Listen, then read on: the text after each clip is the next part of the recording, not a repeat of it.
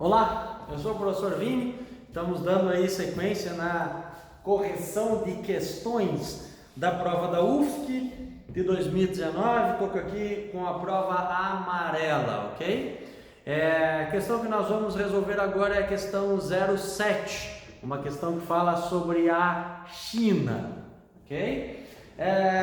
Claro que vale a dica de sempre, né? Não adianta tu querer acompanhar aqui sem tu ter a questão aí.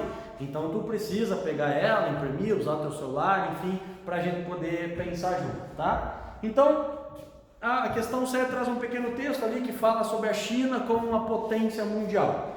E aí ele vai então te perguntar sobre a China ao longo da sua história. E aí a alternativa 01, ela nos traz assim: na China antiga, a Rota da Seda desempenhou um importante papel no intercâmbio de ideias, costumes e culturas entre o Ocidente e o Oriente. Essa alternativa está absolutamente certa. A Rota da Seda é a primeira grande ligação histórica que a gente tem entre a Europa, entre o Ocidente e a Ásia, o Oriente. Então, a Rota da Seda vai ser um caminho trilhado entre a China e a Europa, e ela vai fazer esse papel, vai desempenhar esse papel de intercâmbio de ideias, de costumes e de cultura realmente entre esses povos, ok? Então, absolutamente certo. 2. O que diz a questão 02? Diz assim: após a sua reintegração ao território chinês em 1997, Hong Kong, então,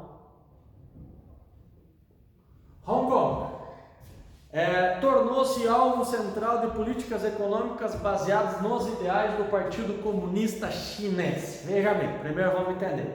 Hong Kong vai ser uma parte da China, é um porto que vai pertencer aos britânicos, porque guerra do ópio ou guerras do ópio. E numa dessas guerras, então, a Inglaterra vai conseguir algumas concessões, ela vai vencer as guerras do ópio. E uma das concessões que ela vai conseguir vai ser o porto de Hong Kong para ser de domínio britânico. Mas isso vai acabar, esse domínio vai acabar justamente em 1997. Só que, a partir daí, realmente, Hong Kong passa a reintegrar o território da China. Só que ele não vai ter essa influência direta do Partido Comunista Chinês. Recentemente, inclusive, nós estamos vendo uma tentativa do Partido Comunista Chinês, visto a liberdade que se usufrui como cidadão em Hong Kong, diferente do resto da China, de tentar acabar com isso. Então, o governo chinês atualmente está tentando acabar, está tentando recolonizar, digamos assim, Hong Kong. Isso 20 anos depois lá desse retorno em 1997, 22 anos depois. Mas então aqui essa está errada, porque não há mesmo esse domínio, essa vinculação aqui, ela não ocorre com o Partido Comunista Chinês, ok? Depois, a próxima alternativa, a alternativa 04, ela nos fala assim: como estratégia para a consolidação do comunismo no país durante a Guerra Fria, o governo chinês promoveu a construção da Grande Muralha da China. Muralha da China na Guerra Fria? Será?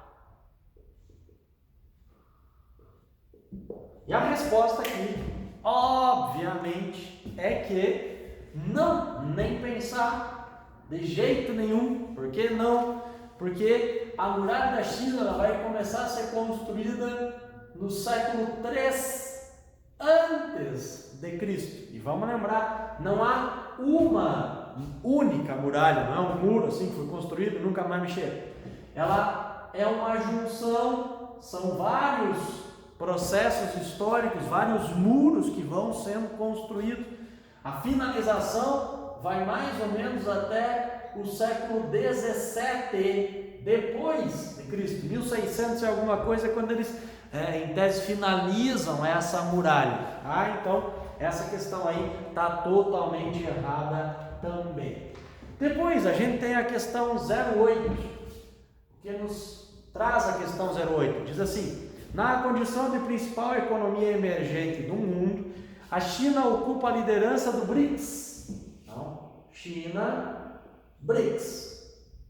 Sim, verdade.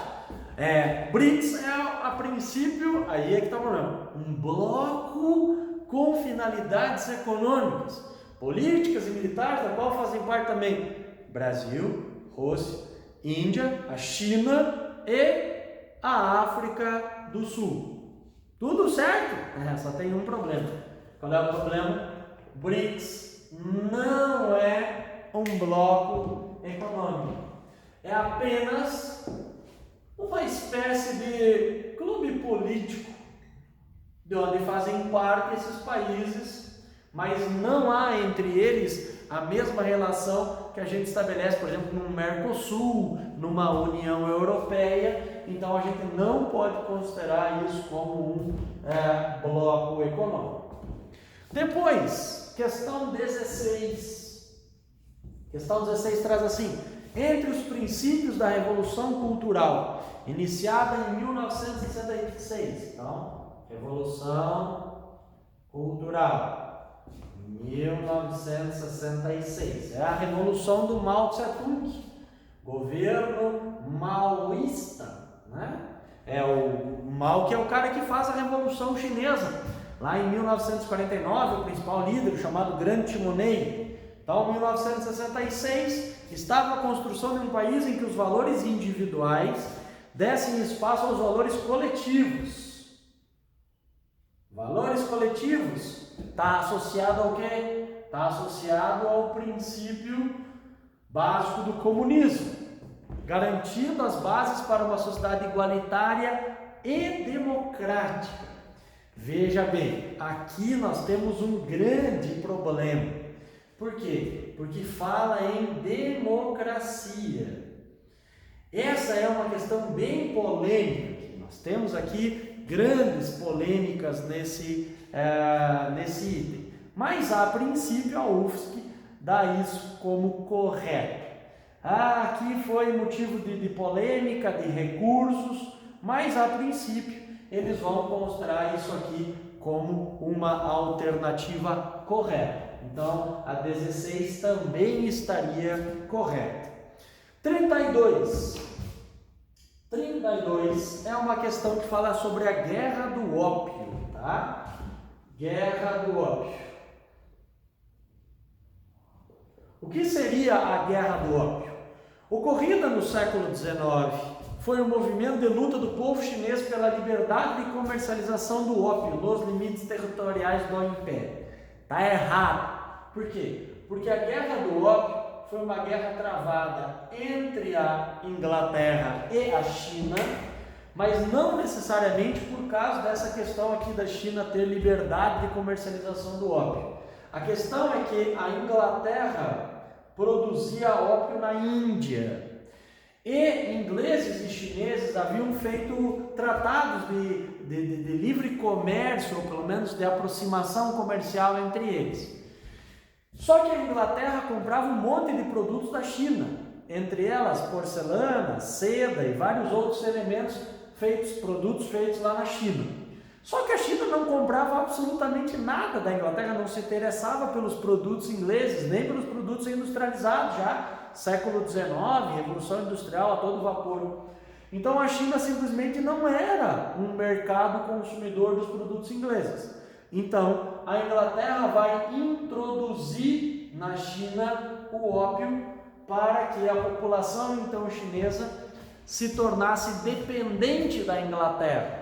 Vamos lembrar que o ópio é a cocaína do século XIX, filho da papoula, uma substância alucinógena, então, e a população, sobretudo os camponeses de baixa renda, mais suscetíveis ao consumo dessa droga, eles vão se tornar viciados em ópio. E aí o governo da China vai tentar de toda forma repelir o ópio e impedir a chegada do ópio nos seus portos. E por isso nós vamos ter as chamadas guerras do ópio, são mais de uma, são duas.